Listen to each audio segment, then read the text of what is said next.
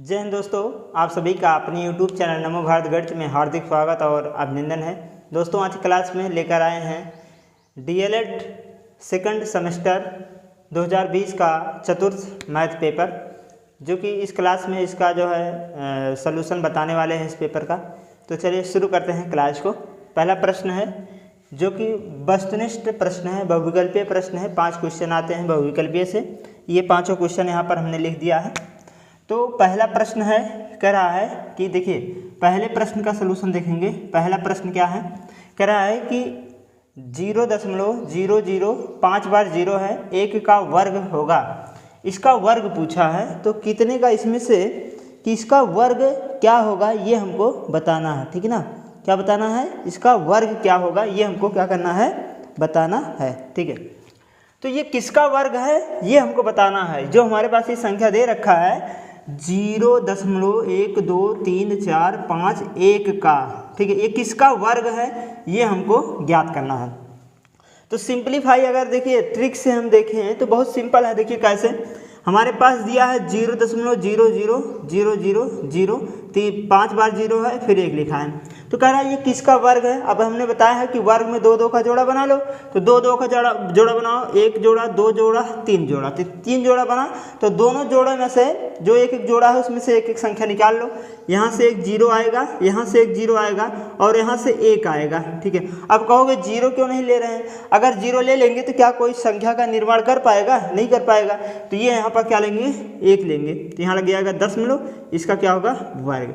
तो हमारे पास जो आंसर आया है वो कितना है, 0.001 ये हमारा आंसर होगा। कैसे, जो हमारे पास था हमने 2 2 का जोड़ा बनाया। अगर कहा होता किसका घन है तो 3 3 का जोड़ा तुरंत बना लेते हैं। तीनों में से एक एक संख्या निकाल कर वही हमारा आंसर हो जाता है। तो यहाँ पर वर्ग पूछा है, तो क्या करेंगे, 2 2 को जोड़ा हमने बना लिया, यहाँ से एक 0 लिया, यहाँ से एक 0 लिया और इसमें से 1 ले लिया। तो ये अगर इसी को 2 बार गुणा करेंगे तो 0.00001 आएगा। ठीक है ना। तो चलिए अगला प्रश्न देखते हैं। प्रश्न संख्या 2, दूसरे में क्या कह रहा है, इसको मिटा दे रहे हैं। दूसरा कह रहा है कि ये हमारे पास है दूसरा सवाल है 3/-4 -5/-4 का मान क्या है। इसका मान पूछा है। अब इसका मान अगर देखा जाए तो इसको सॉल्व करके हम यहाँ से लिख सकते हैं 3/-4 माइनस, ये देखो अंश में भी माइनस है और हर में भी माइनस है कि नहीं, दोनों में माइनस है। तो एक काम करते हैं, तो चाहे माइनस को हटा दीजिए, सिंपलीफाई कर लीजिए इसे डायरेक्ट। माइनस को आप अंश और हर में अगर माइनस हो तो माइनस को तुरंत काट सकते हैं, निगलेक्ट कर सकते हैं, हटा सकते हैं। तो अंश में भी माइनस है और हर में भी माइनस है, तो दोनों को हटा लो तो बचेगा कितना, 5/4। अब इसको वास्तव में हम लिख सकते हैं -3/4। माइनस को हमने यहाँ पर लगा दिया, कोई दिक्कत नहीं, अंश वाला हर में ले जाओ, हर वाला अंश में। ये -5/4 है। 4 4 दोनों एलसीएम है, तो 4 एलसीएम होगा, -3 -5 हो गया।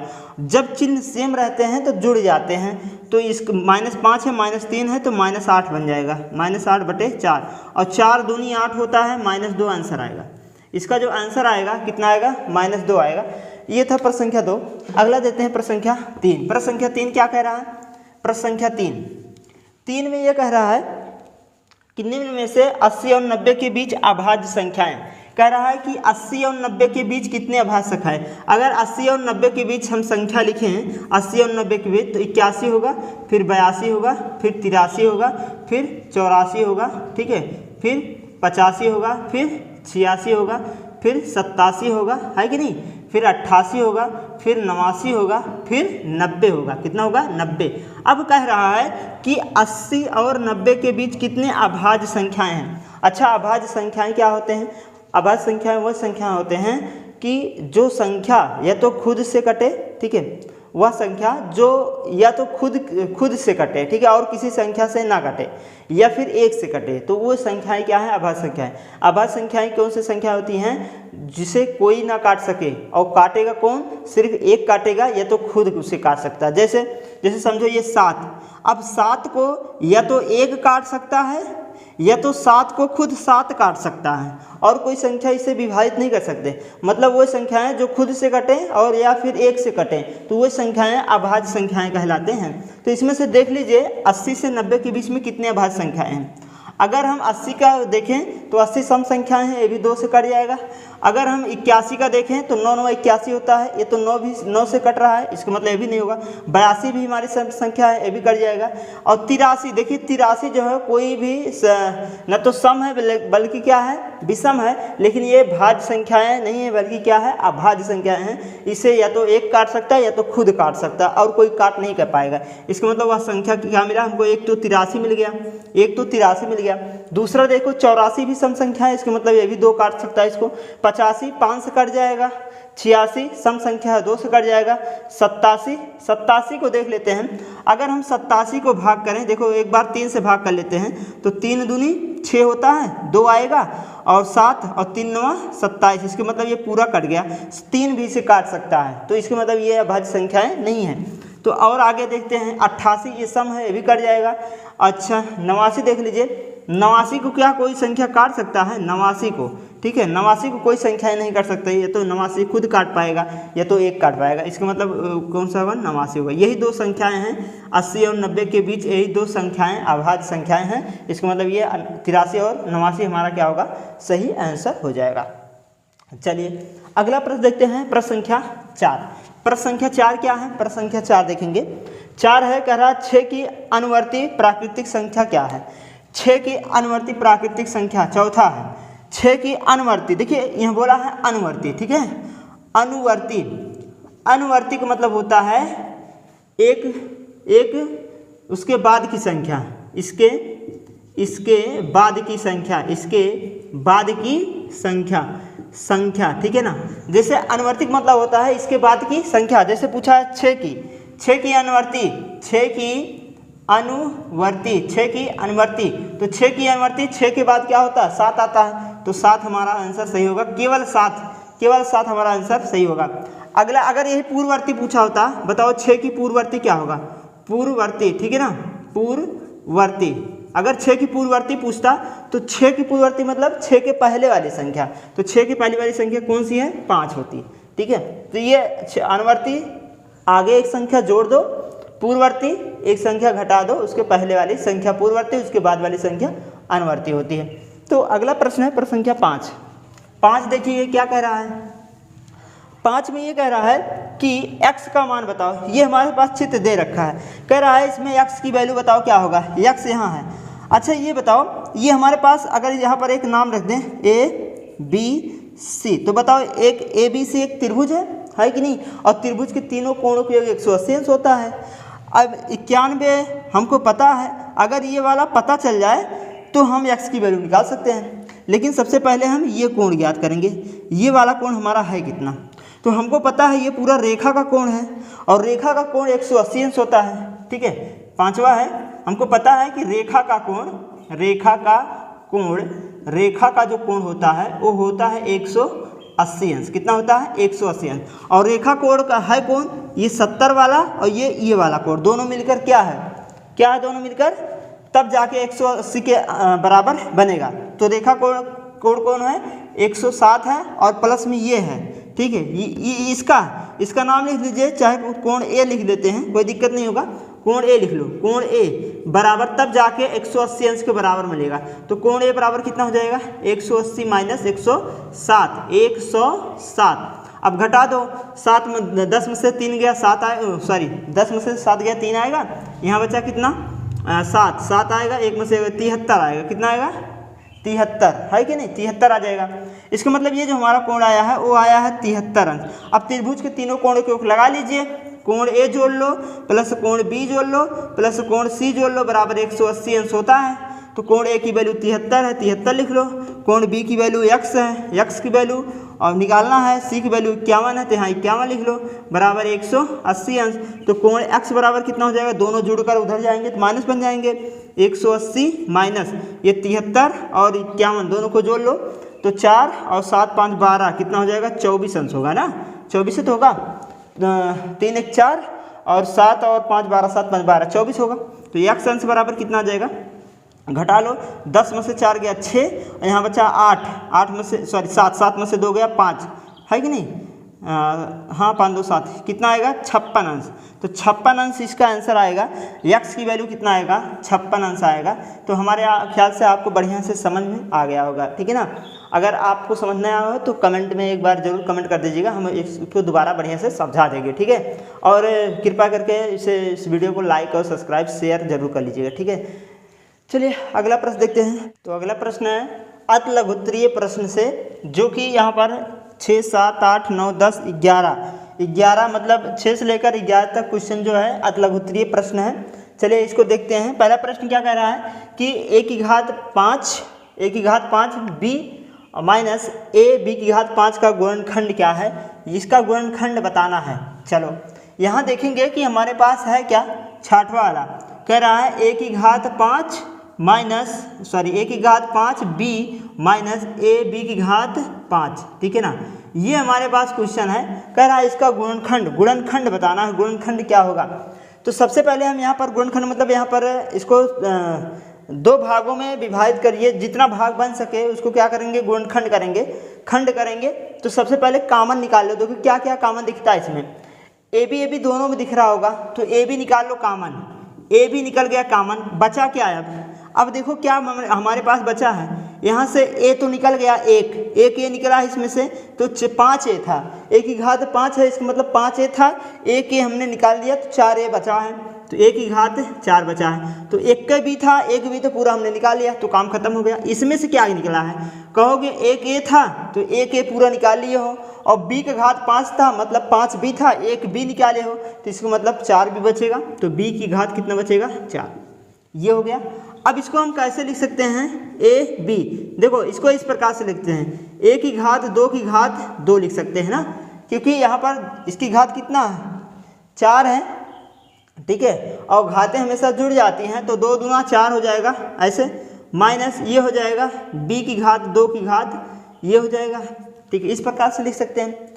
अब आगे देखेंगे, यहाँ पर फार्मूला बन गया हमारे पास, ए बी ब्रैकेट लगाएंगे, एक ब्रैकेट में ए स्क्वायर माइनस बी स्क्वायर, ये सूत्र होता है, एक ब्रैकेट में प्लस एक ब्रैकेट में माइनस, तो ये बनेगा ए का स्क्वायर माइनस बी का स्क्वायर, और एक ब्रैकेट में ए स्क्वायर प्लस बी स्क्वायर, ये फार्मूला होता है। कौन सा फार्मूला बता दें, जैसे है यम का घात यम की घात 2 और यन की घात 2, इस प्रकार से हो तो इसको लिख सकते हैं यम प्लस यन और यम माइनस यन, इस प्रकार से इसका लिख सकते हैं, ये फार्मूला है। तो ए की घात यहाँ देखो ए की घात 2 है और बी की घात 2 है, तो इस प्रकार से बना, एक बार प्लस हो गया, एक बार माइनस, एक बार प्लस, इस प्रकार से हो जाएगा। ए बी ब्रैकेट लगाएंगे, यहाँ भी ए स्क्वायर माइनस बी स्क्वायर, यही वाला फार्मूला लगेगा, एक बार प्लस और एक बार माइनस और ब्रैकेट में ए स्क्वायर प्लस बी स्क्वायर, तो कुल मिलाकर ये हमारा आंसर आएगा, यही हमारा इसका क्या होगा सही गुणनखंड होगा, ठीक है। तो ये था प्रश्न संख्या 6। अब अगला देखते हैं प्रश्न संख्या 7 क्या है, इसको मिटा देते हैं। चलिए 7वां देख लेते हैं। 7वां क्या कह रहा है कि यहाँ पर देखेंगे ध्यान से, क्वेश्चन बढ़िया, ये 7 वाला कह रहा है कि एक आयताकार मैदान 190 मीटर लंबे तार से घिरा है, यदि तार की लंबाई उसकी चौड़ाई की 3/2 गुनी हो तो कह रहा है कि बताइए, क्या बताना है, मैदान की लंबाई और चौड़ाई क्या है, मैदान की लंबाई और चौड़ाई बताना है। लेकिन ये कह रहा है एक आयताकार मैदान है जो कि 190 मीटर लंबे तार से घिरा हुआ है। अब यहाँ समझोगे, पहले तो एक चीज़ ये समझ लो, कह रहा है एक आयत है, तो चलिए हमने एक आयत बना दिया है, इस प्रकार से एक आयत बन गया। कह रहा है इसके आयत के चारों तरफ 190 मीटर तार लगा है, ये जो इसके चारों तरफ है ना, इसके जो चारों तरफ तार लगा है, ये इसको चारों तरफ जो तार लगा है वो कितना मीटर है, 190 मीटर है। कितना मीटर है, 190 मीटर तार लगा है, ठीक है। अब हमने बताया कि देखिए अगर हम चारों किनारों को, चाहे आयत हो चाहे वर्ग हो, ठीक है, चाहे त्रिभुज हो, अगर उनके सभी किनारों को जोड़ लें तो वो बनता है परिमाप। तो अगर हम चारों किनारों को जोड़ लें तो वो बन जाएगा परिमाप, है कि नहीं। तो जो हमारे पास आयत का परिमाप होता है, आयत का परिमाप जो आयत का परिमाप होता है ये होता है 2 ब्रैकेट में लंबाई प्लस चौड़ाई, ये होता है कि नहीं। आयत का परिमाप फार्मूला याद कर लो, आयत का परिमाप बराबर होता है 2 ब्रैकेट में लंबाई और प्लस चौड़ाई होता है। अब यहाँ देखो ये चारों किनारा क्या लगा है, 190 मीटर तार लगा है, इसके मतलब ये है क्या, कहोगे तार की लंबाई है, मतलब चारों किनारा है, और चारों किनारा ही क्या बनता है, परिमाप बनता है। तो परिमाप के स्थान पे कितना रखेंगे, 190, तो यहाँ लग जाएगा 190 बराबर 2, ये हो जाएगा लंबाई और प्लस चौड़ाई।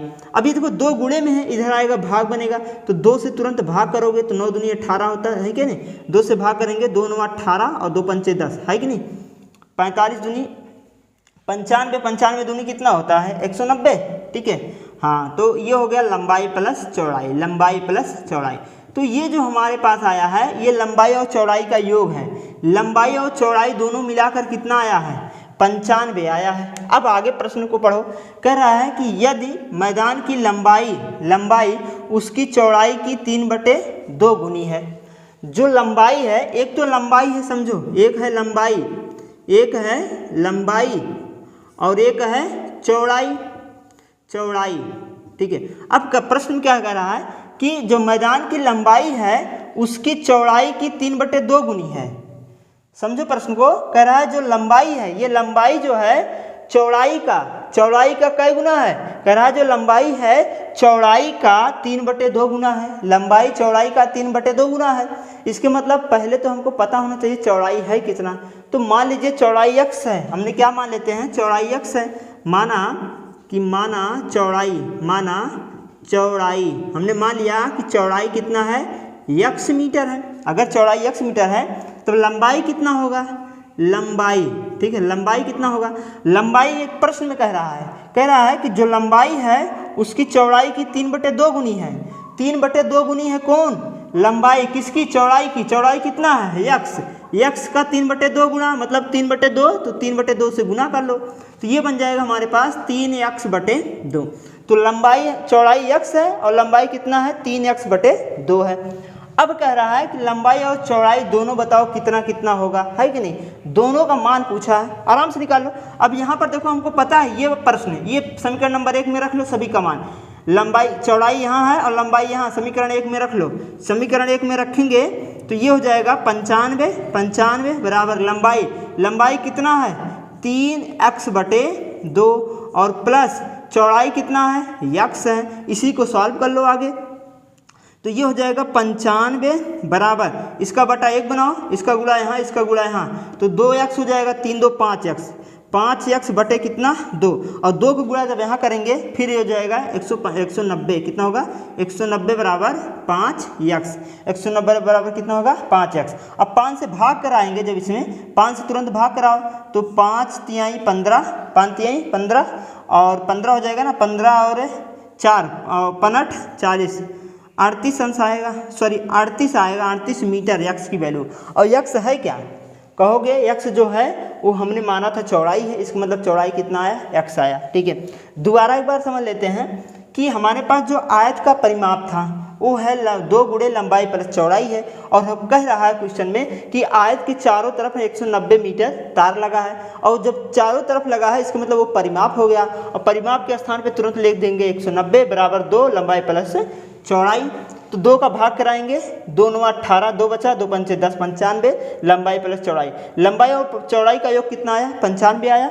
अब मान लेते हैं हम कि चौड़ाई x है, तो लंबाई कह रहा है कि लंबाई जो है उसकी चौड़ाई की 3/2 गुनी है, तो चौड़ाई लंबाई x था तो x का 3/2 गुना कर दो तो 3x/2 हो जाएगा।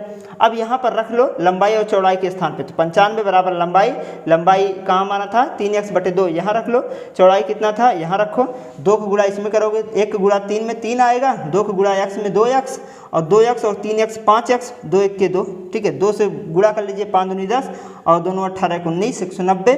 5 से भाग कर लो, 5 तिहाई 15, ये 90 है कि नहीं, ये कितना है 90, और 5 तिहाई 15 और 15 4 19, 4 40 हो गया, और 15 40 38 आ गया। x की वैल्यू कितना आया 38 आया। अब कह रहा है कि लंबाई और चौड़ाई दोनों को बताओ, लंबाई कितना होगा चौड़ाई कितना होगा। अब यहाँ हमने माना था, जो माना था वहीं पर रख लो आराम से। लंबाई क्या माना था, ठीक है। ये तो यक्स की वैल्यू आया, यक्स क्या है, चौड़ाई है, तो चौड़ाई जो आया है, चौड़ाई कितना आया है 38 मीटर, कितना आया 38 मीटर। अब लंबाई कितना है, लंबाई भी बताना है, और लंबाई हमने माना है कितना है 3x/2 यहाँ पर, और x की वैल्यू निकाले हो 38, तो 3 × 38 बटे कितना 2, 2 से भाग कर लाओ, ठीक है ना, तो 19 दूनी 38 होता, 19 दूनी 38 है कि नहीं। तो x बराबर लंबाई जो आएगा, लंबाई जो लंबाई आएगा तो 19 × 57 मीटर आ जाएगा ये लंबाई।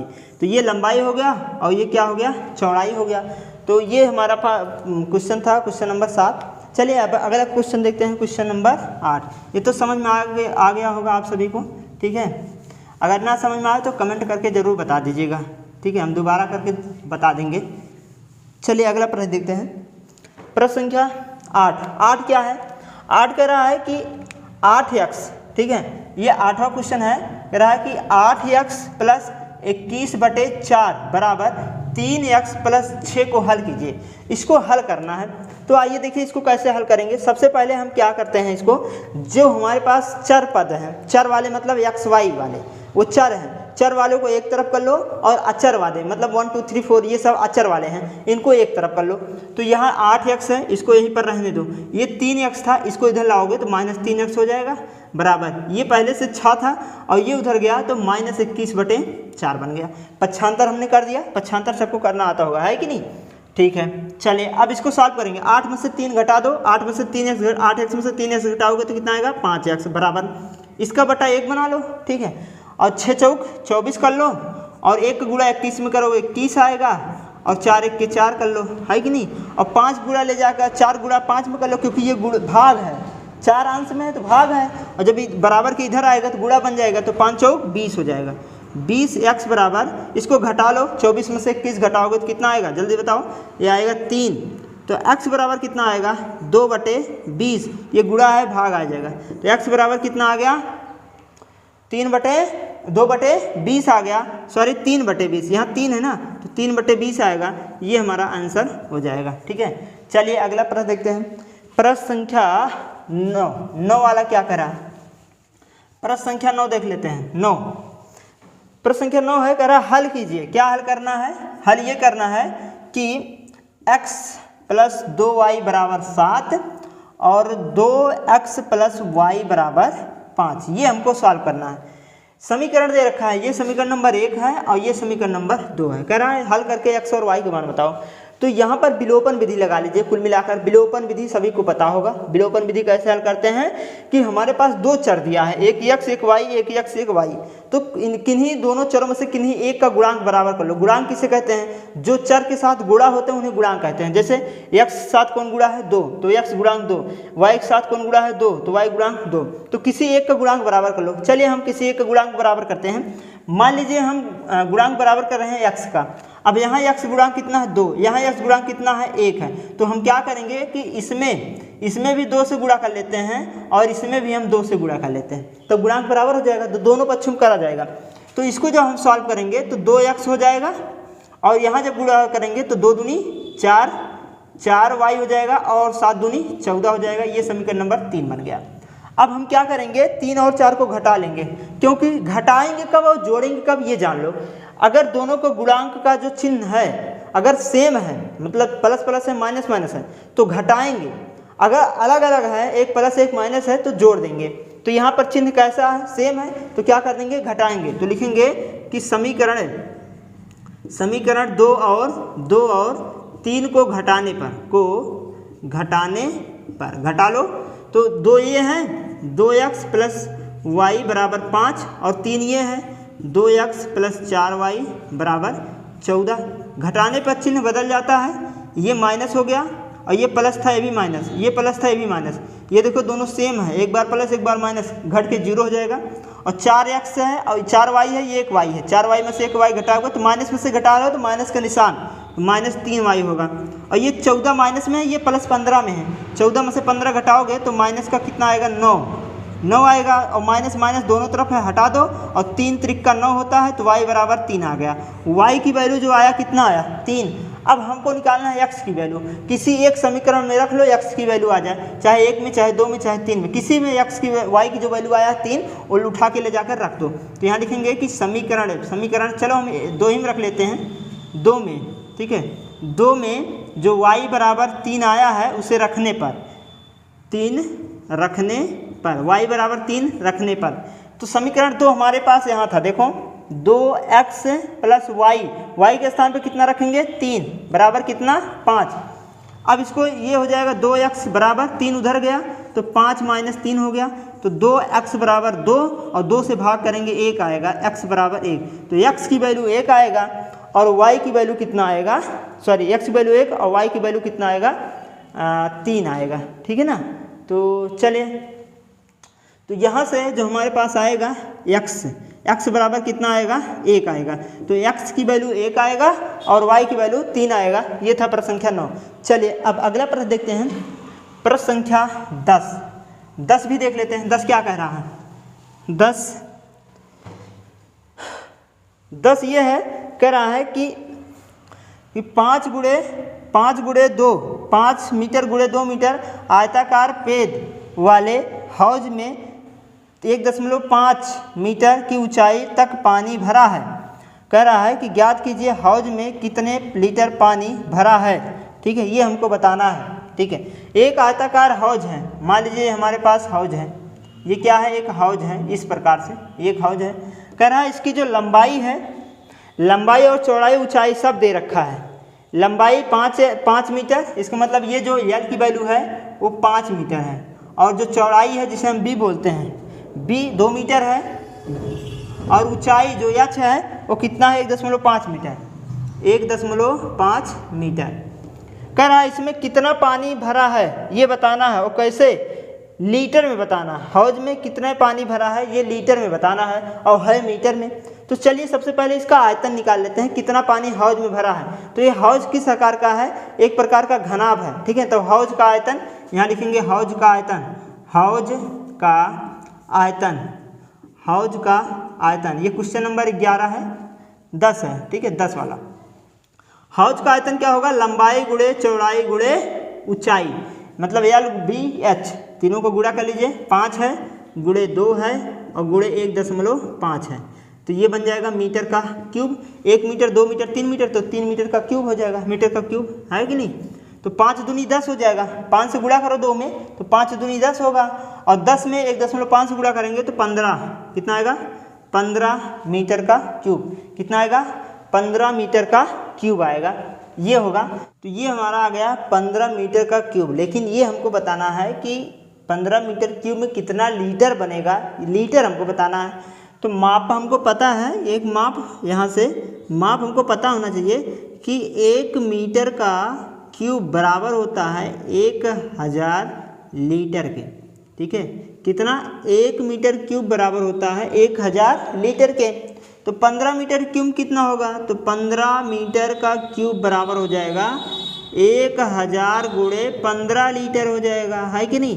तो ये हो जाएगा 15,000, कितना होगा 15,000 लीटर। तो 15 मीटर क्यूब में 15,000 लीटर, ये हमारा आंसर हो जाएगा, ठीक है। तो ये था प्रश्न संख्या 10। अगला देखते हैं प्रश्न संख्या 11, ठीक है, इसको मिटा देते हैं।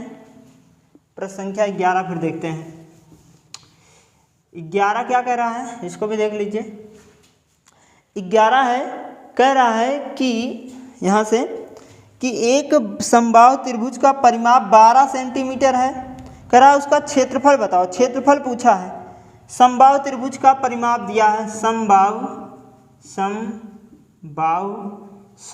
त्रिभुज का परिमाप समबाहु त्रिभुज का परिमाप दिया है 12 सेंटीमीटर। कह रहा है कि इसका क्षेत्रफल बताओ क्या होगा, क्षेत्रफल। अच्छा, समबाहु त्रिभुज का अगर परिमाप 12 सेंटीमीटर दिया है तो पहले तो भुजा निकाल लो, तो सूत्र लगा लो, समबाहु त्रिभुज का परिमाप, समबाहु त्रिभुज का परिमाप कितना होगा, 3 गुणे भुजा, ठीक, तीनों भुजाओं का योग कर लीजिए, परिमाप आ गया। और परिमाप हमको दिया 12, तो यहाँ लिखेंगे 12 बराबर 3 गुणे भुजा, 3 से भाग करा लो, 3 चौक 12, 4 बराबर भुजा। इसका मतलब जो भुजा आया है वो कितना आया है 4 सेंटीमीटर। तो क्षेत्रफल बताओ कितना होगा। तो समबाहु त्रिभुज का क्षेत्रफल, समबाहु त्रिभुज का क्षेत्रफल निकालो। क्षेत्रफल बराबर होता है √3/4 गुणे भुजा स्क्वायर। ये याद कर लो, समबाहु त्रिभुज का क्षेत्रफल यही होता है, क्या होता है कि √3/4 भुजा का स्क्वायर। चलिए यहाँ मान रखो √3/4 गुणे भुजा कितना है 4 है, तो 4 का वर्ग करेंगे। आगे सॉल्व कर लीजिए। तो √3/4 गुणे 4 का वर्ग है तो 2 बार 4 गुणे 4 कर लो, 4 गुणे 4, 1 4 अंश से 1 4 हर से कैंसिल हो गया, बचा कितना 4 √3 मीटर है सेंटीमीटर का स्क्वायर। ये हमारा सही आंसर हो जाएगा। ठीक है, तो ये था क्वेश्चन नंबर 11 जो कि अत लघुत्तरीय से। अब अत लघुत्तरीय प्रश्न थे, अब देखेंगे लघुत्तरीय प्रश्न क्या है। तो अगला प्रश्न है दोस्तों लघुत्तरीय प्रश्न, प्रश्न संख्या 12। ये देखिए क्या कह रहा है कि 3 विभिन्न चौराहों पर आवागमन सूचक बत्तियां क्रमशः 48 सेकंड, 72 सेकंड तथा 108 सेकंड के बाद बढ़ती हैं।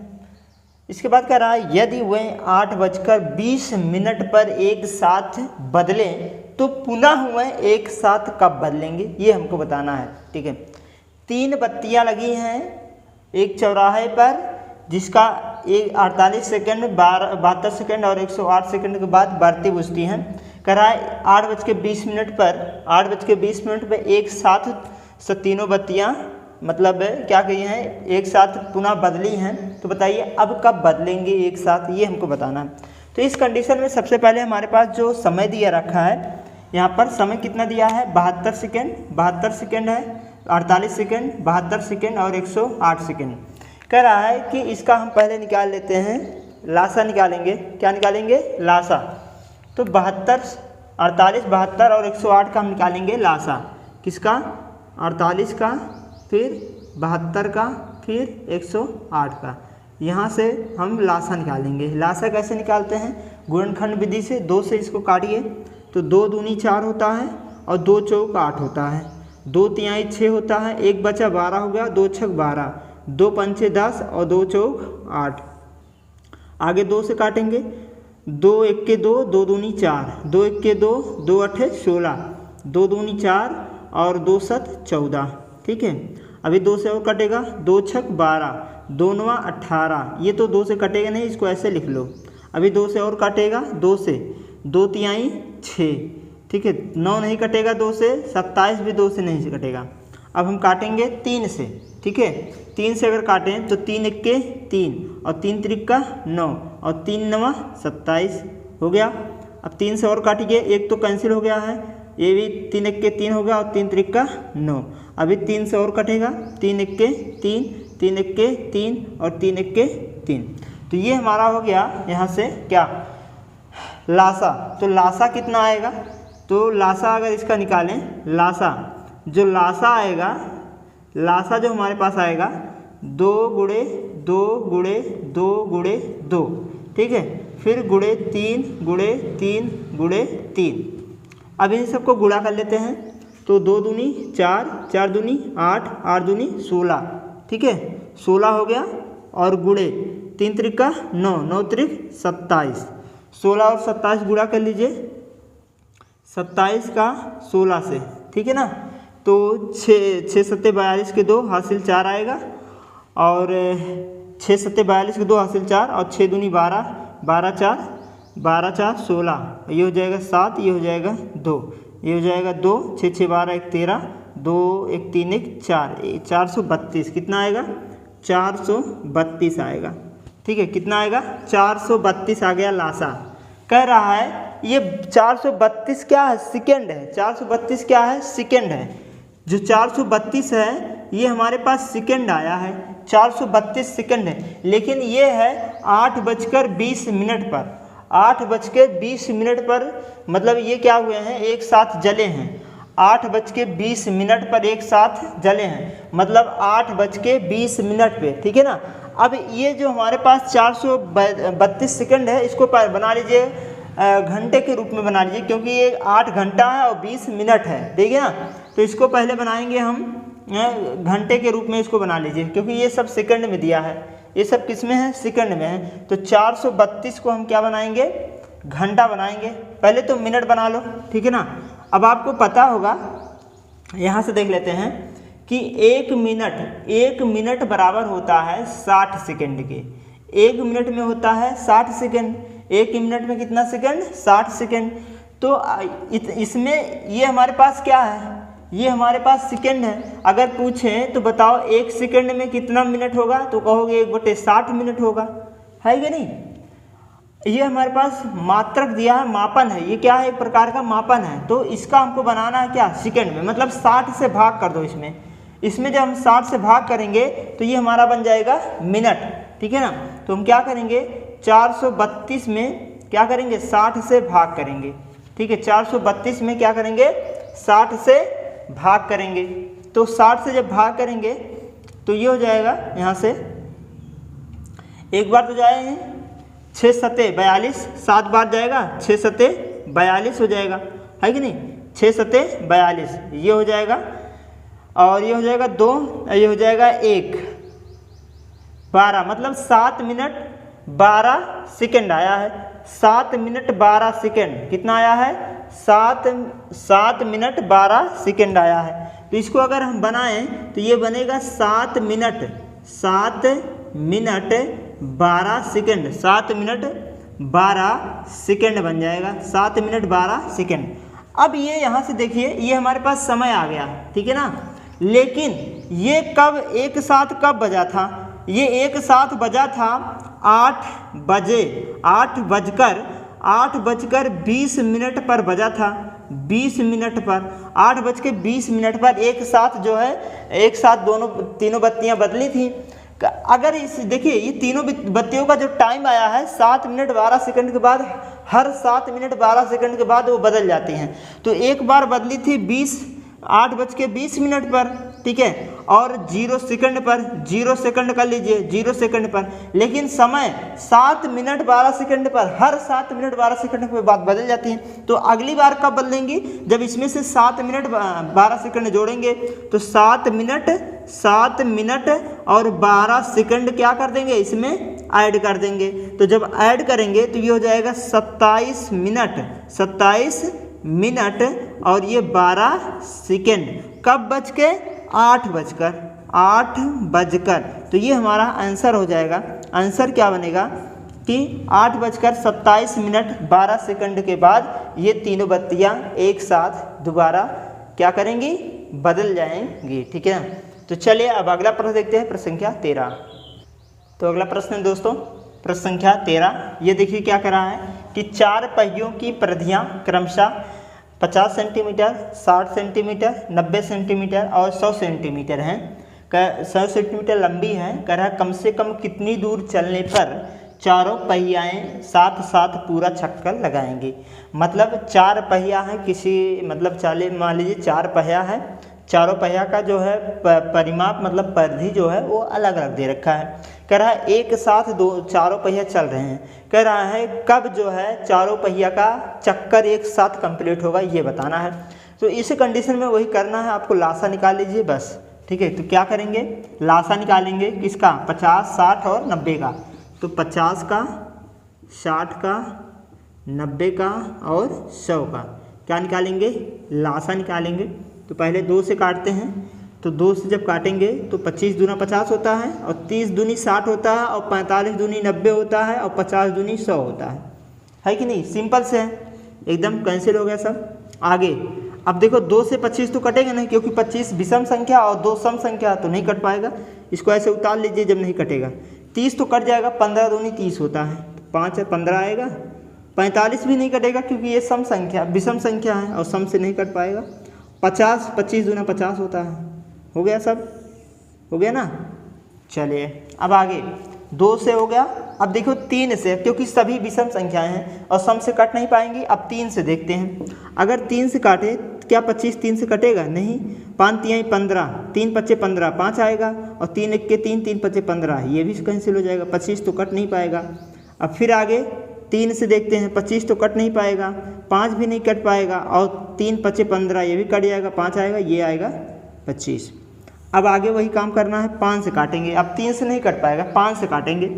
5 25, 5 आएगा और 5 इक्के 5, 5 इक्के 5 और 5 25, फिर 5 से काट दो, 5 इक्के 5, 5 इक्के 5 और 5 इक्के 5, ठीक है, सभी कैंसिल हो गए। अब हमारे पास जो लासा आया है, लासा का जो आया है वो आया है 2 गुणे 2 गुणे 3 गुणे 3 गुणे 5 गुणे 5। देखो ये तो है, सभी को गुणा कर लो, ठीक है। चलिए कैसे गुणा करेंगे, देखो सबसे पहले हम क्या करेंगे, इसका गुणा कर लेते हैं, इसका 5 25, ठीक है, 5 25 कर लीजिए और 25 दूना 50 कर लो, 50 हो जाएगा और ये 50 हो गया, इसको 50 कर लो, गुणा करने में आसान हो जाएगा, जीरो वाले संख्या से गुणा करना आसान होता है, इसलिए 5 25 और 25 दूना 50, ये हो गया और 3 त्रिक 9 और 9 दूनी 18, 3 त्रिक 9 और 9 दूनी 18 और 18 का टेबल पढ़ लो 5 में, 18 पच्चे 90, ठीक है, 18 पच्चे 90 तो 900 आ जाएगा। ये हमारा क्या आएगा, 900 सेंटीमीटर आया है। 900 क्या आया है, सेंटीमीटर है।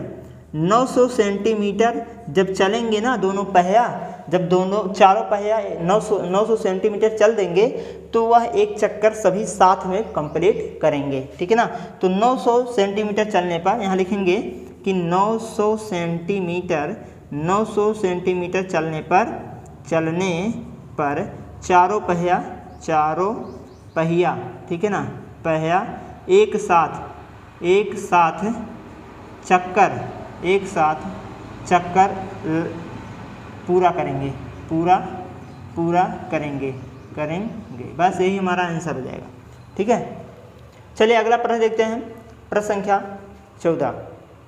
तो अगला प्रश्न है प्रश्न संख्या 14। ये क्या कर रहा है कि 72 भागे बड़ा ब्रैकेट 38 माइनस मझला ब्रैकेट 30 माइनस छोटा ब्रैकेट 31 माइनस 60 भागे 4 गुणे 5 छोटा ब्रैकेट मझला ब्रैकेट बड़ा ब्रैकेट बंद को सरल कीजिए, ये प्रश्न है। अब आइए इसको सॉल्व करते हैं। देखिए सबको पता होगा बोर्ड मास, ठीक है ना, BOD बोर्ड मास, MAS बोर्ड मास, ठीक है। बोर्ड मास मतलब ये होता है, सबसे पहले हम B फॉर ब्रैकेट जिसे कहते हैं कोष्टक को हल करते हैं, है कि नहीं, और O फॉर ऑफ मतलब का होता है, फिर का को हल करते हैं, फिर D फॉर डिवाइडेड जिसे हम भाग बोलते हैं, फिर भाग को हल करते हैं, M फॉर मल्टीप्लाई फिर जिसे हम गुणा बोलते हैं, फिर गुणा को हल करते हैं, और ये है A फॉर ऐड मतलब एडिशन मतलब जोड़ जिसे कहते हैं, फिर जोड़ को हल करेंगे, S फॉर सब्ट्रैक्शन जिसे कहते हैं घटाव, फिर क्या करते हैं घटाव को हल करते हैं। क्रम से हल किया जाता है, पहले ब्रैकेट को हल करेंगे, ब्रैकेट के अंदर जो कुछ रहेंगे पहले उसको हल करेंगे, फिर अगर का लगा है जिसे ऑफ बोलते हैं ये हल करेंगे, फिर भाग को, फिर मल्टीप्लाई को, फिर एडिशन को, फिर सब्ट्रैक्शन को, ठीक है, इस प्रकार से हल करते हैं। तो आइए सबसे पहले हम ब्रैकेट को सॉल्व करेंगे। सबसे छोटा ब्रैकेट क्या है, सबसे छोटा ब्रैकेट ये है, तो सबसे छोटा ब्रैकेट हम अंदर वाले को सॉल्व करेंगे, बाकी सभी को ऐसे लिखते चलेंगे। जैसे देखो 72 है, भागे है और 38 है, लिखते चलो ऐसे, मझला ब्रैकेट 30 माइनस छोटा ब्रैकेट। देखो छोटा ब्रैकेट वाले को पहले हल कर लो। अब पहले हमने क्या बताया, पहले डिवाइडेड मतलब पहले भाग को हल करते हैं। देखो पहले डिवाइडेड, फिर मल्टीप्लाई, फिर एडिशन, फिर सब्ट्रैक्शन। पहले डिवाइड मतलब भाग यहाँ है, पहले भाग वाले को हल करेंगे। किसको हल करेंगे, पहले भाग वाले को हल करेंगे। तो ये हो जाएगा 31 माइनस 60 और भाग क्या बनता है, गुणा बन जाता है। भाग क्या बनता है, गुणा बनता है। कब, जब भाग वाले अंक को हम क्या करते हैं, चेंज करते हैं तब। जैसे ये भाग है, इसके स्थान पे गुणा लगा देंगे। कब गुणा लगेगा, जब ये बदलेगा, तो ये हो जाएगा 1/4, गुणे में कितना होगा 5। क्लियर हुआ।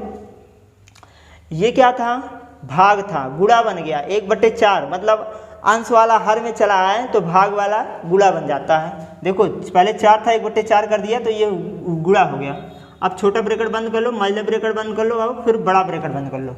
आगे फिर वही काम करो, 72 भागे 38 माइनस, क्रम से ऐसे लिखते चलो, 30 माइनस ये हो जाएगा 31 माइनस 60। देखो अब हम क्या करेंगे, भाग हल करने के बाद क्या किसका नंबर आता है, एडिशन मतलब जोड़ का, पहले जोड़, इसके बाद देखिए मल्टीप्लाई है या मतलब गुणा, गुणा को हल करेंगे।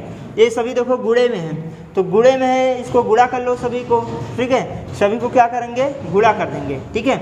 अगर इसको हम गुणा करें तो देखो 4 से अगर काटना सब चाहते हैं तो कट भी जाएगा, ऐसे काट लो, देखो 4 के 4, ठीक है ना, और इसको 4 से काट लो धीरे से, तो 4 के 4 होता है और 4 पंचे 20, मतलब 15 चौका 60 होता है, 15 आ गया और 15 पचे 75, 15 पचे 75 हो जाएगा। कुल मिलाकर ये हमने छोटा कर दिया इसको इस प्रकार से, ठीक है। 4 से हमने 15 में भाग कर दिया, 4 से 60 में भाग कर दिया, 15 आ गया और 15 पचे 75 हो गया। अब आगे 72 भागे ब्रैकेट 38 माइनस मझला ब्रैकेट 30 माइनस छोटा ब्रैकेट। अब देखो छोटा ब्रैकेट को जब हल कर दोगे तो छोटा ब्रैकेट खत्म हो जाएगा। ये है 72, 72 में से 31 को घटा दो। जैसे 72 में से 31 को घटाए तो देखो किसमें से घटा रहे हो, 72 में से घटा रहे हो, और 72 का निशान कैसा, माइनस, तो जिसमें से घटता है उसी का निशान लगाया जाता है, तो निशान लगा दो माइनस का। और 5 में से 1 गया 4 आ गया, और 7 में से 3 गया 4 आ गया, है कि नहीं, 44 आ गया, है 44 हो गया ना। अब ये ब्रैकेट बंद कर दीजिए, मझला ब्रैकेट बंद कर दीजिए और बड़ा ब्रैकेट बंद कर दीजिए। अब फिर हो जाएगा 72 भागे बड़ा ब्रैकेट 38, फिर मझला ब्रैकेट, फिर 30। अब देखो माइनस माइनस गुणा क्या होता है, प्लस हो जाता है, तो यहाँ प्लस हो जाएगा 44 और ये ब्रैकेट बंद। अब छोटा ब्रैकेट खत्म हो गया क्योंकि दोनों को जोड़ दिया। अब बड़ा ब्रैकेट, फिर हो जाएगा 72 भागे 38 माइनस निशान, दोनों को जोड़ लो तो 44 और 30 कितना हो जाएगा, 74, कितना हो जाएगा, 74 होगा। अब मझला ब्रैकेट भी खत्म हो गया, 72 भागे, अब देखो ब्रैकेट के अंदर ये दोनों क्या है, माइनस में है ना, तो इसको क्या कर लो, सॉल्व कर लो तुरंत। सॉल्व कैसे करेंगे, 74 माइनस 74 है और प्लस 38 है, ये वाला ज़्यादा है, इसका निशान लगा लो तुरंत। और 74 में से 38 को जब घटाओगे तो ये हो जाएगा 14, 14 में से 8 गया, 8 6 14 होता है, 8 6 14, 6 आया, यहाँ बचा कितना 6, और 6 में से 3 गया 3, 36 आ गया, कितना आ गया 36। तो कितना आया, माइनस का 36 आया है कि नहीं, माइनस का कितना आया, 36 आया है। अब आगे देखो माइनस का 36 आ गया। अब यहाँ से थोड़ा देख लेते हैं, तो ये हो जाएगा 72, ये भाग है ना, तो क्या बनेगा, गुणा बनेगा। कब, जब इसको पलटोगे तो 1/-36 हो जाएगा, और 36 दूनी 72 होता है, क्या होता है, 36 दूनी 72, कितना होता है, 36 दूनी 72, यही तो होता है, 6 दूनी 12, 3 दूनी, हाँ 72, तो -2 आंसर आएगा, कितना आएगा, -2 इसका आंसर हो जाएगा। ठीक है, क्लियर हुआ। चलिए अब अगला प्रश्न देखते हैं, प्रश्न संख्या 15।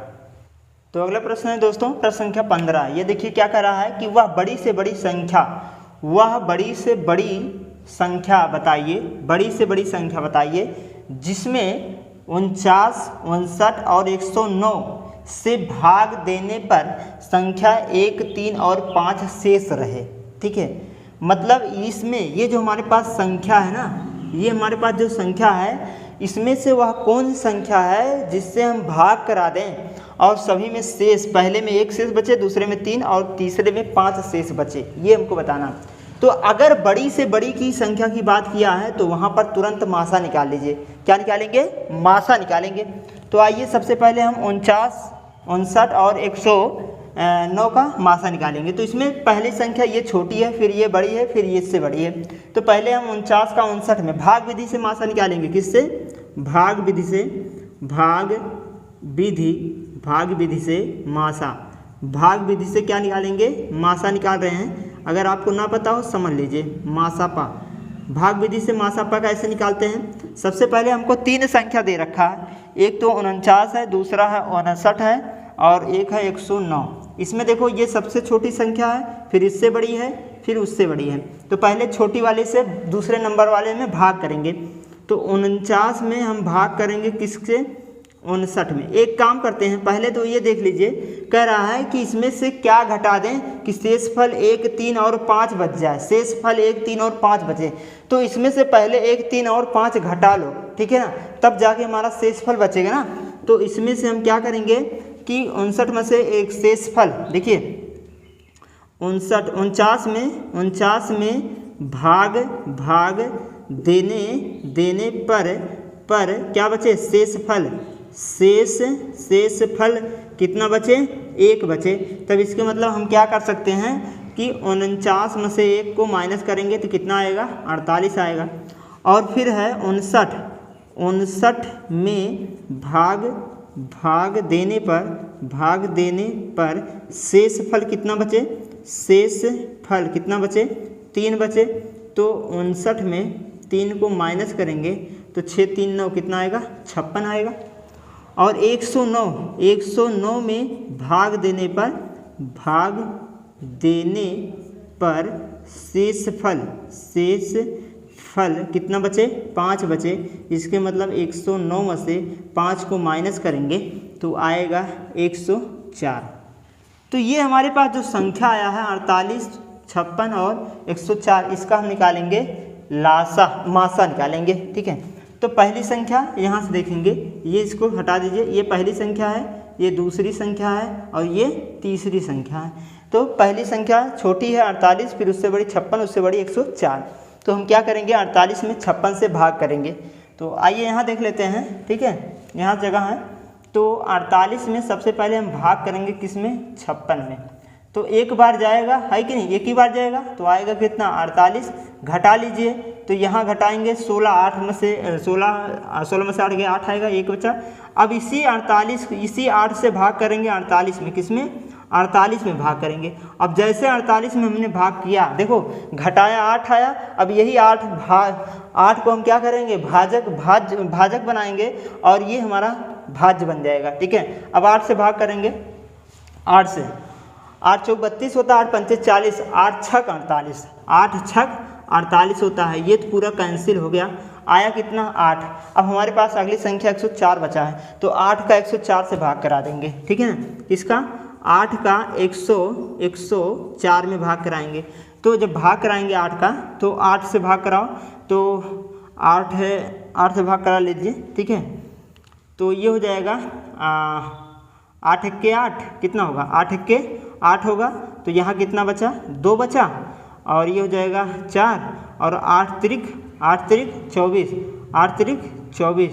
तो ये पूरा क्या हो गया, कैंसिल हो गया। और कैंसिल कौन किया है, 8 किया है, सभी को कैंसिल कौन किया, 8। तो मासापा बराबर कितना होगा, 8 होगा।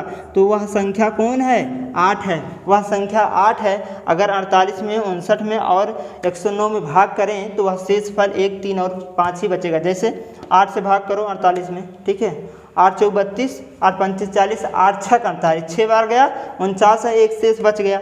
ऐसे 59 में, ऐसे 109 में 3 और 5 शेषफल बचेगा। तो आंसर हमारा कितना आएगा, आंसर हमारा आएगा 8, ठीक है।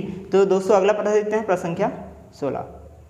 तो अगला प्रश्न दोस्तों, प्रश्न संख्या 16। आइए देखिए, कह रहा है कि रमेश की आयु अपने पुत्र राहुल की आयु से 4 गुना है। 5 वर्ष पहले रमेश की आयु राहुल की आयु से 9 गुनी थी। कह रहा है रमेश की वर्तमान आयु क्या है, रमेश की वर्तमान आयु पूछा है। तो 2 लोग हैं, एक राहुल है, एक रमेश है, दोनों बाप और पुत्र हैं, ठीक है, पापा पुत्र जो कुछ है। कह रहा है कि रमेश क्या वर्तमान आयु क्या है। तो जो कुछ हमको नहीं पता रहता उसी को मान लेते हैं, गणित में यही काम होता है मानने का, ठीक है, आसान हो जाता है। तो हम मान लेते हैं रमेश की आयु जो है x वर्ष है। तो मान लीजिए कि माना रमेश की आयु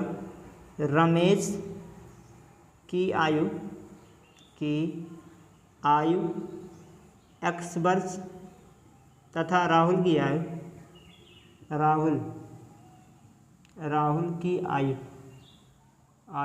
मान लेते हैं y वर्ष है। दोनों को हमने मान लिया, एक तो x वर्ष माना है, दूसरे को y वर्ष माना है, ठीक है ना। अब प्रश्न के अनुसार, प्रश्न में जैसे कह रहा है वैसे काम करना है, प्रश्नानुसार।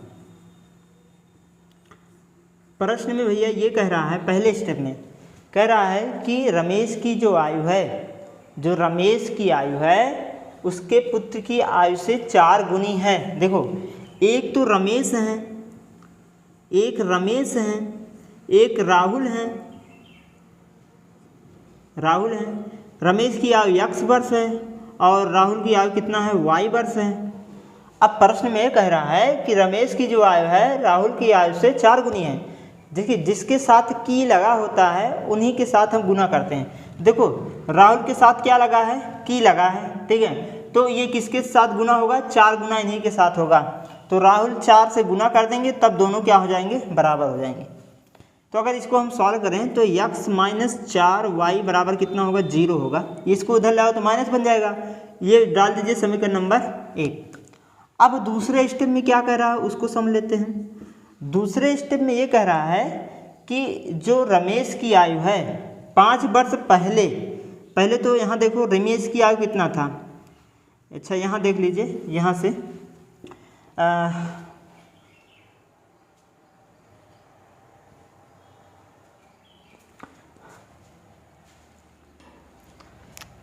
चलिए यहाँ देख लेते हैं। रमेश की आयु कितना है, x वर्ष है और राहुल की आयु कितना है, y वर्ष है। कह रहा है कि 5 वर्ष पहले रमेश की आयु, 5 वर्ष पहले की बात कर रहा है, पहले मतलब 5 वर्ष पीछे चले जाओ। जब पीछे जाओगे तो 5 वर्ष घटा दो, 5 वर्ष दोनों में, ठीक है। कह रहा है 5 वर्ष बाद की बात कह रहा है, इसलिए 5 वर्ष दोनों में से हमने घटा दिया। ये दूसरा स्टेप बन रहा है, ये पहला स्टेप हमने बता दिया। कह रहा है 5 वर्ष पहले तो x में से y में से 5 वर्ष हमने घटा दिया। फिर कह रहा है कि राहुल की आयु, देखो राहुल के साथ की लगा है, राहुल की आयु 9 गुनी थी, तो इसमें हम कितने से गुणा करेंगे, 9 से। अब दोनों कितना हो जाएंगे, बराबर हो जाएंगे। क्लियर हुआ। अब इसी को सॉल्व कर दो तो ये हो जाएगा x माइनस 5 बराबर 9 का गुणा y में करेंगे तो 9y होगा और 9 को गुणा 5 पे करेंगे तो 9 पच्चे 45, ठीक है, माइनस कितना होगा, 45 होगा। अब माइनस कर लो दोनों को, x को एक तरफ कर लो और y को एक तरफ कर लो। इधर देख लीजिए यहाँ से, तो ये वाला x है, x यहीं रहेगा, 5 यहीं रहेगा, ये 9y इधर आएगा तो माइनस 9y हो गया और ये 45 इधर आएगा तो प्लस 45 हो गया। बराबर कितना बचा, 0। तो x माइनस 9y और प्लस का 40 हो गया। 45 में से 5 घटा दो, 40 आएगा, बराबर 0। समीकरण नंबर कितना बन गया, 2। अब समीकरण 1 और 2 को हल कर लीजिए, लिख लो 1 में से 2 को घटाने पर समीकरण 1 में से 2 को घटाने, हमने कहा घटाएंगे कब, जोड़ेंगे क्यों, x गुणांक 1 दोनों का चिन्ह सेम, जब चिन्ह सेम रहे तो तुरंत घटा दीजिए। तो घटा दीजिए, समीकरण नंबर 1 कहाँ है, x माइनस 4y बराबर 0, x माइनस 4y बराबर 0। ये कितना है, x माइनस 9y और प्लस 40 बराबर 0। घटाओ जल्दी से, ये हुआ माइनस और ये हुआ प्लस, ये हुआ माइनस, ठीक है, ये दोनों कैंसिल हो गया और 9 में से 4 घटा दीजिए, 5 आएगा, 5y बराबर 40 को उधर भेज दीजिए, ठीक है। यहाँ लिख देते हैं माइनस 40 बराबर कितना होगा, 0। तो y बराबर कितना हो गया, 40/5 और 5 40 होता है तो कितना आ गया, 8। ये किसका वैल्यू है, y का मान कितना आया, 8 वर्ष। y क्या है, राहुल का आयु कितना है, राहुल का है 8 वर्ष। 8 वर्ष किसका आएगा, y हमने क्या माना था, राहुल की आयु। तो राहुल की आयु कितना आया, 8 वर्ष। अब हमको निकालना किसकी आयु, रमेश की आयु। तो रमेश की आयु कितना होगा, रमेश की आयु बराबर कितना हो जाएगा, यहाँ हमको पता है x बराबर 4y, समीकरण 1 में रख लो, ठीक है, समीकरण 1 में रखो या 8 का मान ये है, यहाँ से x माइनस 4 गुणे x के y के स्थान पे 8 रखो, 8 बराबर 0। तो 8 पर 8 चौक 32, 8 चौक 32, 32 को उधर भेज दो तो x बराबर 32 वर्ष, x बराबर 32 वर्ष आ गया। ये किसकी वर्ष है, रमेश की, ये किसकी है, राहुल की। तो 32 वर्ष हमारा क्लियर आंसर, सही आंसर हो जाएगा, ठीक है दोस्तों। चलिए अगला प्रश्न देखते हैं, प्रश्न संख्या 17। तो अगला प्रश्न है प्रश्न संख्या 17। ये देखिए क्या कह रहा है, निम्नलिखित संख्याओं की बारंबारता सारणी बताइए। निम्नलिखित संख्याओं की बारंबारता सारणी बनाना है। तो सबसे पहले यहाँ पर हमको पद क्या दिया, देखो सारणी कैसे बनाते हैं ध्यान देखेंगे। पहले हम लिखेंगे पद, फिर यहाँ लिखेंगे बारंबारता, ठीक है, ये पद हो गया, ये बारंबारता हो गया। हमको पद में क्या लिखना है, जो जो संख्याएं हैं वही लिखना है, रिपीट करके नहीं लिखना, जो संख्याएं हैं वही लिखना है। देखो सबसे छोटी संख्या कौन है, तो कहोगे 12 है, तो पहले तो 12 लिख लो, फिर इसके बाद 13 है तो 13 लिख लो, फिर 14 है तो 14 लिख लो, फिर 15 है तो 15 लिख लो, फिर 16 है तो 16 लिख लो। और कोई है नहीं है तो काम ख़त्म कर दीजिए। चलिए अब देखो 12 कितने बार हैं, तो एक बार हो गया, एक बार, दो बार, 2 बार 12 है तो बारंबारता में 2 लिखेंगे, ठीक है, साढ़े बन रहा है। 13 में देखो 13 कितने बार हैं, एक बार, 2 बार, बस 2 बार है तो 2 लिखेंगे। 14 देखो कितने बार हैं, 14 एक बार, बस एक ही बार है 14 तो 1 लिखेंगे।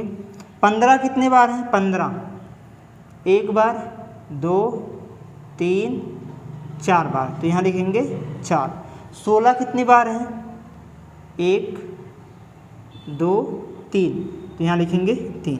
तो ये हमारा साढ़े बन चुका है, बारंबारता साढ़े इस प्रकार से हम बनाएंगे, ठीक है।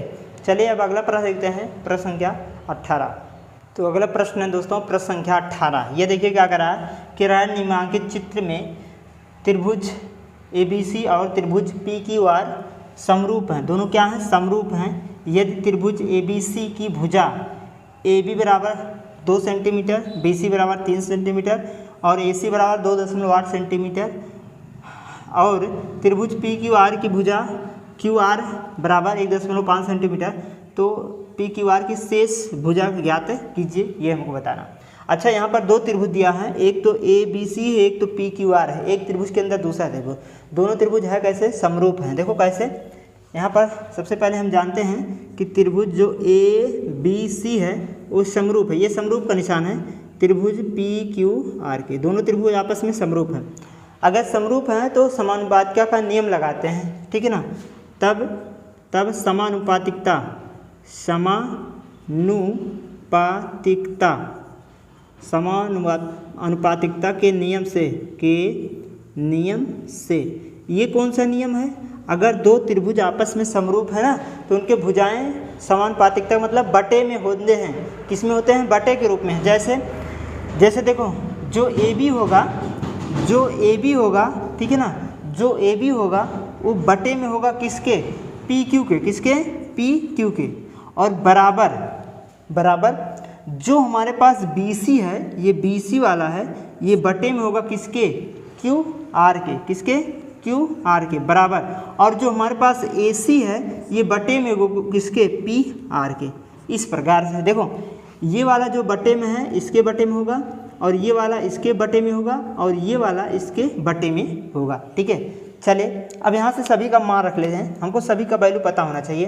देखो यहाँ से किसका मान दिया है, AB की वैल्यू 2 सेंटीमीटर, AB के मान कितना दिया, 2 सेंटीमीटर, और BC के मान, चलिए सभी के मान रख लेते हैं, तो अभी यहाँ से निकालते हैं। AB की वैल्यू कितना है, 2 सेंटीमीटर, यहाँ रखेंगे 2 बटे, PQ का मान हमको नहीं पता है तो PQ लिख लेंगे बराबर, BC 3 है तो यहाँ लिखेंगे 3 बटे, QR नहीं पता है तो QR लिखेंगे बराबर, AC 2.8 है तो 2.8 लिखेंगे, PR की वैल्यू, यहाँ QR की वैल्यू 1.5 है, यहाँ लिख लेंगे, ठीक है, 1.5, और यहाँ से देखो PR नहीं पता है तो यहाँ लिखेंगे PR। अब ये देखो तीनों आपस में बराबर हैं, तो कोई भी 2 पद यहाँ पर लेकर बराबर कर सकते हैं। जैसे यहाँ से पहले अगर स्टेप लें, पहला स्टेप हम 2 बटे PQ बराबर कर ले रहे हैं 3 बटे 1.5 के, ठीक है ना, ये हो जाएगा, और 1.5 दूनी 3 होता है तो 1 बटे ये हो जाएगा PQ बराबर 3 बटे 2 को गुणा 3 1.5 में करा गए तो 1.5 दूनी 3 होता, 3 आएगा, 3 से 3 कैंसिल हो गया, तो जो PQ को वैल्यू आएगा वो कितना आएगा, 1 3 1 3, तो PQ को वैल्यू कितना आएगा, 1 सेंटीमीटर, कितना आएगा, 1 सेंटीमीटर आएगा PQ का मान।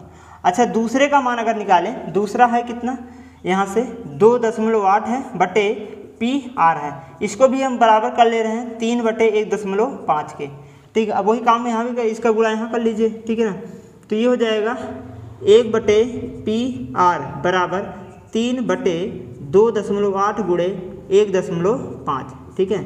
अब इन दोनों को गुणा कर लो, हम 2.8 में 1.5 से गुणा कर लेंगे तो 5 40, 40 के शून्य हासिल 4 और 5 दूनी 10, ठीक है, और 10 4 14 के 4 हासिल 1 आएगा, 14 पूरा हो जाएगा, ये हो जाएगा 8, ये हो जाएगा 2, ये हो जाएगा 0, 8 4 12 के 2, 2 1 3 1 4, ठीक है ना। तो 2 अंक बाद दशमलव तो 4.2 आएगा, तो 3/4.2, ठीक है। तो 1 कितना हो जाएगा PR। 100 से ऊपर नीचे गुणा कर लो, दशमलव हट जाएगा, तो 1/PR बराबर हो जाएगा 30/42, ठीक है। अब इसको अगर काटना चाहते हैं तो यहाँ से उल्टा कर लीजिए, तो PR बराबर हो जाएगा 42/30, दोनों को उल्टा हमने कर लिया, इधर भी उल्टा किया इधर भी, तो इसको काटिए 6 से, 6 पंचे 30 और 6 सत्ते 42, 7/5 आएगा, कितना आएगा 7/5। अगर इसको और काटें हम तो देखो कैसे कटेगा, तो PR बराबर हो जाएगा 5 1 के 5 होता है, 2 बचेगा और 5 चौक 20 होता है, 1.4 आएगा सेंटीमीटर, 1.4 सेंटीमीटर इसका वैल्यू आएगा और इसका वैल्यू आएगा 1 सेंटीमीटर। तो ये था प्रश्न संख्या 18। तो दोस्तों ये जो है डीलेट सेकंड सेमेस्टर 2012 का मैथ प्रीवियस ईयर पेपर था, इसको हमने सॉल्व कराया। अगर इसमें कोई गलती हो तो क्षमा करिएगा। और दोस्तों आज क्लास बस यहीं तक। अगर ये क्लास अगर आपको अच्छा लगा हो तो लाइक करें, सब्सक्राइब करें, शेयर ज़रूर करिएगा। अगर किसी पुराने सेमेस्टर का अगर आप जो है प्रीवियस ईयर सॉल्यूशन हल चाहते हैं तो आप कमेंट में ज़रूर बताइएगा, सॉल्व कराकर हम वीडियो अपलोड कर लेंगे। तो अगर ये क्लास आपको अच्छा लगा हो तो लाइक और सब्सक्राइब जरूर करिएगा। जय हिंद दोस्तों, धन्यवाद।